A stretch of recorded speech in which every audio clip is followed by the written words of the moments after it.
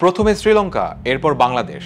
তার ঠিক এক বছর পর নেপালে ঘটল খুব কাছাকাছি ঘটনা। দেশটিতে জেনজি আন্দোলন গতকালের চেয়ে আরও তীব্র হয়েছে এবং একই দিনে ঘটে গেছে অনেকগুলো ঘটনা।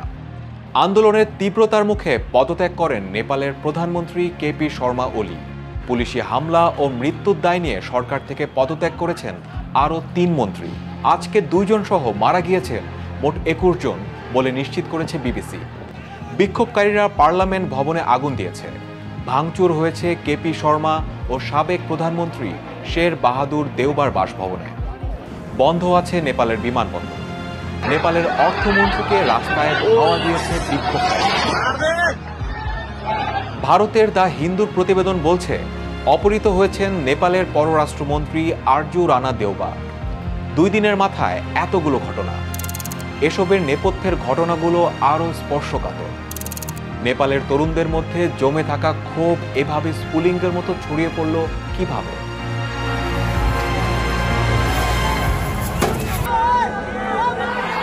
নেপালের চলমান আন্দোলন বেগবান হয় ফেসবুক, ইনস্টাগ্রাম, এক্স সহ ২৬টি সামাজিক যোগাযোগ মাধ্যম প্ল্যাটফর্মে সরকারি নিষেধাজ্ঞা জারির মধ্য দিয়ে।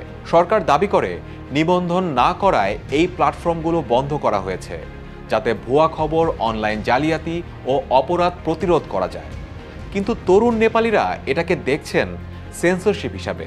এটিকে মত প্রকাশ, সংগঠন গড়ে তোলা এবং ডিজিটাল যুগে বেঁচে থাকার অধিকারের উপর আঘাত হিসাবে দেখছেন নেপালের তরুণ সমাজ। দেশটিতে মাথাপিছু সামাজিক মাধ্যম ব্যবহারকারীর হার দক্ষিণ এশিয়ার সর্বোচ্চ। ২০২৫ সালের জানুয়ারিতে নেপালে সামাজিক মাধ্যম ব্যবহারকারীর সংখ্যা ছিল ১,৪৩,০০,০০০, যা মোট জনসংখ্যার ৪৮.১%। এর তুলনায় প্রতিবেশী ভারতে এই হার মাত্র ৩৩.৭%। নেপালের সামাজিক মাধ্যমের এই বিপুল জনপ্রিয়তার পেছনে বিভিন্ন কারণ আছে। নেপালের জনসংখ্যার ৭৭.৪%ই গ্রামাঞ্চলে বাস করে এবং পার্বত্য অঞ্চল হওয়ায় যোগাযোগ রক্ষা করা বেশ কঠিন। এছাড়া জনসংখ্যার একটি বড় অংশ কাজের জন্য বিদেশে থাকেন। পড়াশোনার জন্যও অনেক শিক্ষার্থী বিদেশে থাকেন। তার উপর নেপালের জনসংখ্যার মধ্যম বয়স ২৫ বছর। এই বয়সীরাই সামাজিক মাধ্যমে সবচেয়ে বেশি সক্রিয়। কিন্তু এই আন্দোলনের শুরুটা জানতে হলে আমাদের যেতে হবে আরও গভীরে।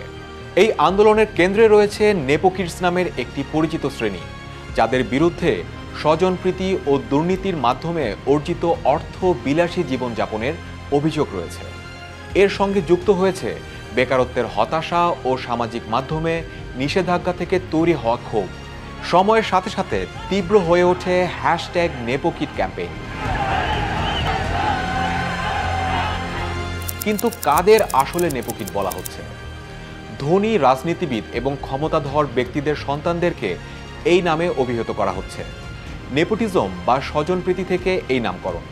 বিক্ষোভকারীদের অভিযোগ, স্বজনপ্রীতির সুবিধাভোগী এই তরুণেরা সামাজিক যোগাযোগ মাধ্যমে তাদের দামি গাড়ি, বিলাসবহুল অবকাশ যাপন এবং জাঁকজমকপূর্ণ জীবনযাত্রার ছবি ও ভিডিও প্রকাশ করছে। এতে সাধারণ মানুষের সঙ্গে প্রকট বৈষম্য উঠে আসছে। সামাজিক যোগাযোগ মাধ্যমে ভাইরাল হওয়া একটি টিকটক ভিডিওতে এক ব্যবহারকারী বলেন, নেপোকিডসরা ইনস্টাগ্রাম আর টিকটকে তাদের জীবনযাত্রা দেখায়, কিন্তু এই টাকা কোথা থেকে আসে তা কখনো বলে না। বর্তমানে #নেপোকিডস হ্যাশট্যাগটি নেপালের সামাজিক যোগাযোগ মাধ্যমে অন্যতম শীর্ষ ট্রেন্ডে পরিণত হয়েছে। বিশ্বব্যাংকের তথ্য মতে ২০২৪ সালে নেপালে ১৫ থেকে ২৪ বছর বয়সী তরুণদের মধ্যে বেকারত্বের হার ছিল ২০.৮%। চাকরির খোঁজে বহু তরুণ বিদেশে পাড়ি জমাতে বাধ্য হচ্ছেন। দেশটির মোট জিডিপির প্রায় ১/৩ আসে প্রবাসীদের পাঠানো রেমিটেন্স থেকে। এই কঠিন বাস্তবতার বিপরীতে নেপোকিডসদের বিলাসী জীবন তরুণদের মধ্যে তীব্র ক্ষোভের জন্ম দিয়েছে। তরুণদের এই অভিযোগ অস্বীকার করেননি নেপালি কংগ্রেসের নেতা ও সাবেক পররাষ্ট্রমন্ত্রী এনপি সৌদ। সরকার অভিযোগ করেছে, আন্দোলনের পেছনে বিভিন্ন ইন্টারেস্ট গ্রুপ সক্রিয় রয়েছে। রাজনৈতিক বিশ্লেষকদের মতে সরকারের অভিযোগের তীর মূলত আগের রাজ পরিবারের দিকে। নেপালে ২৩৯ বছর রাজতন্ত্র ছিল, যা ২০০৮ সালে বিলুপ্ত হয়। এর আগে ২০০৬ সালের বিক্ষোভ দেশটির শেষ রাজাকে তার নির্বাহী ক্ষমতা ছেড়ে দিতে বাধ্য করেছিল। সে সময় সহিংসতায় অন্তত ১৮ জন নিহত হন। ২ বছর পর নেপালের সংসদ রাজতন্ত্র বিলুপ্তির পক্ষে ভোট দেয়। তবে আল জাজিরার প্রতিবেদনে বলা হয়েছে এবারের বিক্ষোভ 2006 সালের তুলনায় অনেক বেশি সহিংস। এবার রাজপরিবার আন্দোলনের সমর্থনে প্রেস রিলিজ দিয়েছে এবং নিহতদের প্রতি সমবেদনা জানিয়েছে। এ ধরনের ঘটনা নেপালে অত্যন্ত বিরল।